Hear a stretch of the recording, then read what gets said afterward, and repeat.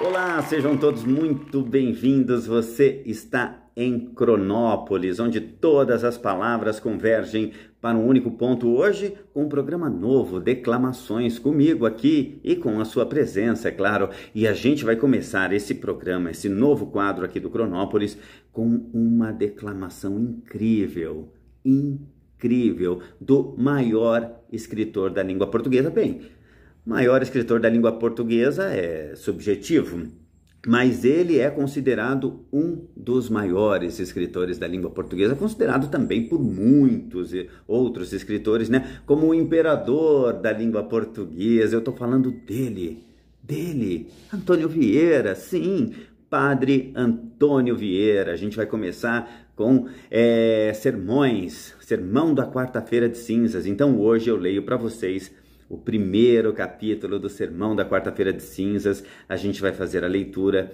de um capítulo por semana. São 7 capítulos, ou seja, em 7 semanas a gente termina o Sermão da Quarta-feira de Cinzas e depois a gente parte, claro, para outro autor. E se você quiser, você que está aí do outro lado, você pode mandar a sua sugestão do texto que você quer que seja lido aqui pela Cronópolis, tá bom? Então, vamos lá. Bem, antes eu quero falar uma curiosidade sobre esse texto, né? Porque o Padre Antônio Vieira, né? Você deve lembrar disso, você estudou isso, claro que você estudou isso na escola. O Padre Antônio Vieira, ele foi preso pela Igreja Católica, né? Pela Inquisição, e foi condenado à morte pela Inquisição. Ficou 2 anos preso, né? Pela Inquisição. E qual o motivo? Defender os índios, defender os negros, defender os judeus portugueses, né, os judeus que viviam em Portugal e no Brasil, e por conta disso foi condenado à morte, né? E por que Antônio Vieira não morreu? Por que Antônio Vieira não morreu? Porque o Papa, lá em Roma, ele achou estranho, falou, poxa, mas um padre ser condenado à morte pela Inquisição? Como assim, né? Como é que um padre pode ser tão perigoso assim? Então ele convidou o Antônio Vieira para ir até Roma. O Antônio Vieira chegando em Roma, o Papa conheceu, ficaram melhores amigos, o Papa perdoou, esqueceu aquele negócio de condenação do padre, e enfim, né? E depois o Padre Antônio Vieira ainda foi convidado para pregar um sermão na igreja de Santo Antônio dos Portugueses. Isso foi no ano de 1672. E a plateia dele, pasmem, a plateia dele era composta exatamente pelas pessoas que haviam condenado ele à morte. Então você imagina, era o Antônio Vieira indo à forra contra as pessoas que o condenaram à morte. E daí ele escreveu esse sermão e leu esse sermão. Você imagina o prazer que ele deve ter tido, assim, de olhar para aqueles padres, para aqueles bispos, arcebispos e recitar e falar isso na cara deles. E é isso que eu quero falar para vocês. Então, ó, a primeira parte do Sermão da Quarta-feira de Cinzas não podia ser diferente, né? Sermão da Quarta-feira de Cinzas, parte 1, agora com vocês. Começa assim, ó. 2 coisas prega hoje a Igreja a todos os mortais, ambas grandes, ambas tristes, ambas temerosas, ambas certas, mas uma de tal maneira certa e evidente que não é necessário entendimento para crer. Outra de tal maneira certa e dificultosa que nenhum entendimento basta para alcançar.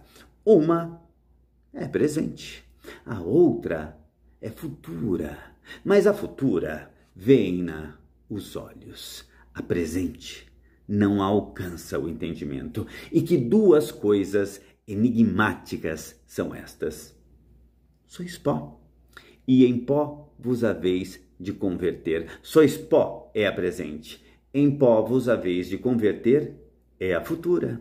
O pó futuro, o pó em que nos havemos de converter, vêem-no os olhos. O pó presente, o pó que somos, nem os olhos o veem, nem o entendimento alcança. Que me diga a Igreja que hei de ser pó.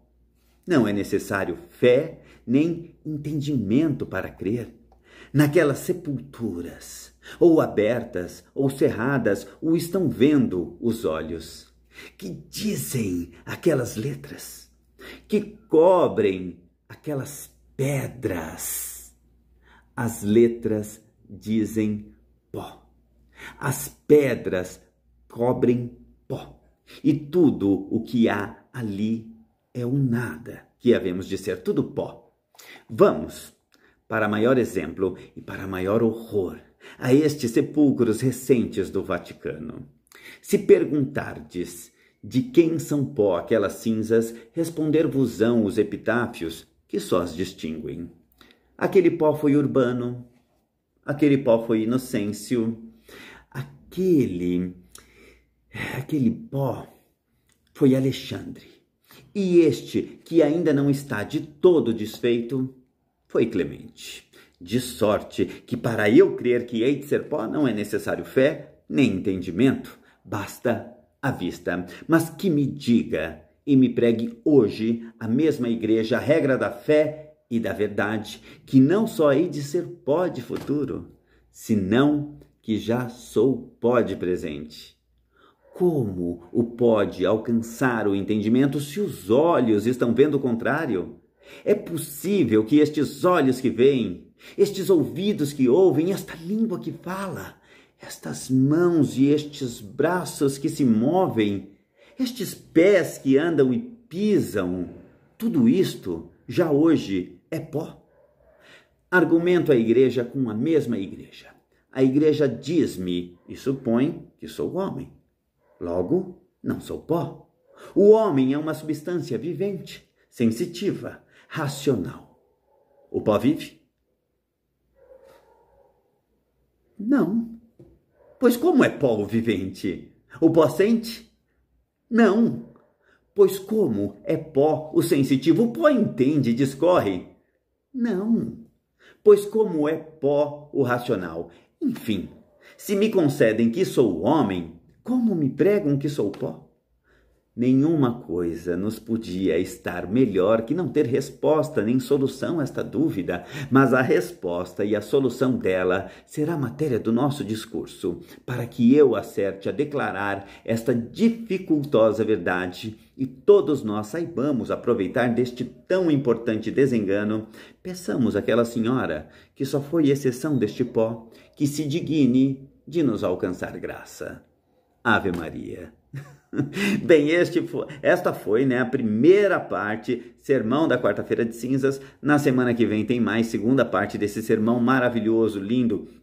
E para aqueles que falam, mas isto é religião e tudo. Gente, atentem para a filosofia do texto. Eu mesmo já tive um espetáculo sobre esse texto negado pela prefeitura aqui de São Paulo por dizerem que se tratava de um texto religioso. Gente, atentem para a filosofia desse texto, atentem para a literatura de Antônio Vieira. Na semana que vem tem mais. Um abraço.